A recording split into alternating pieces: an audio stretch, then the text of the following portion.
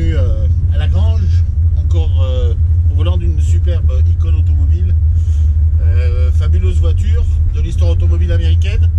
Bienvenue à bord d'une Ford Mustang. Le modèle auquel du volant je suis aujourd'hui est un V8 5 litres, c'est une 302 CI, un code F. Donc une auto aujourd'hui avec un super V8, une boîte auto 3 rapports. On va parler de la fabuleuse histoire de cette Ford Mustang.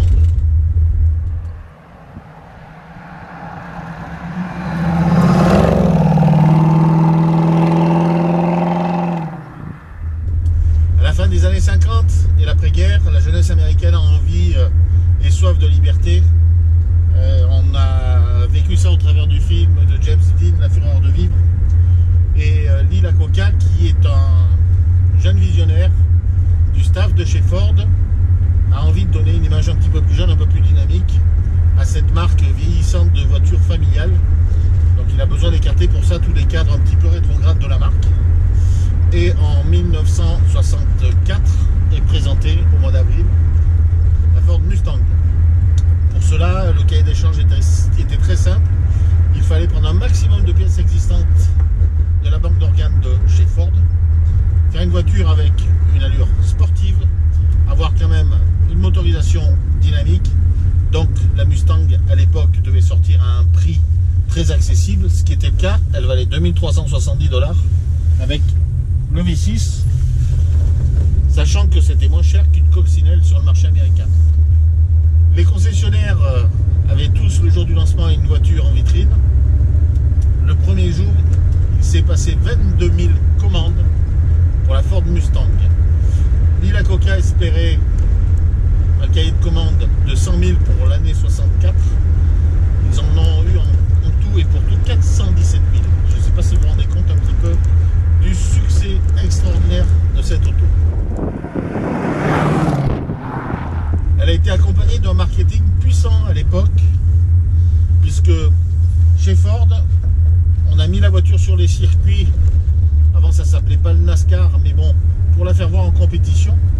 En 66, on a également monté une voiture en pièces détachées en haut de l'Empire State Building pour pouvoir mettre la voiture tout en haut de l'Empire State Building.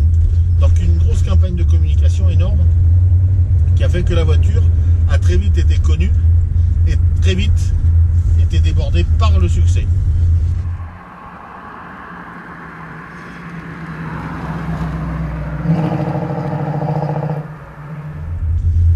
On l'a vu aussi très vite dans des films. Donc effectivement, pour nous en France, il y a le film Un homme, une femme.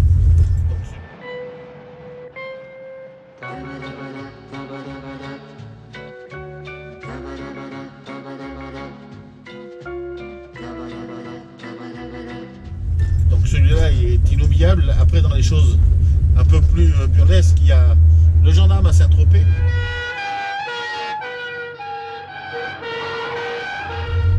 Il y a bien évidemment la première apparition de la Mustang dans Goldfinger.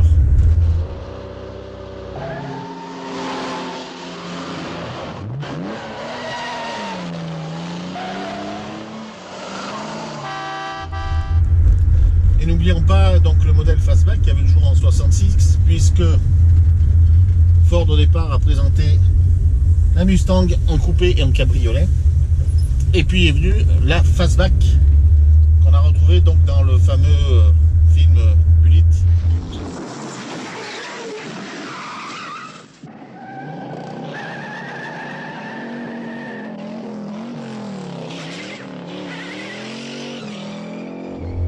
Lee Iacocca se rapproche très vite d'un pilote au renom important aux États-Unis qui a inventé la Cobra, qui s'appelle Carroll Shelby. Avec lui va naître une série de victoires dans plein de championnats et la naissance de la GT 350 et de la GT 500. Ce sont des voitures qui aujourd'hui sont très prisées des collectionneurs. Sur les 302 comme celle-ci, vous avez également une auto qui est la Mach 1 qui est très prisée des collectionneurs. Aujourd'hui, paradoxalement, quand la voiture est sortie, le modèle le moins prisé était la Fastback. Aujourd'hui, c'est le plus recherché des collectionneurs.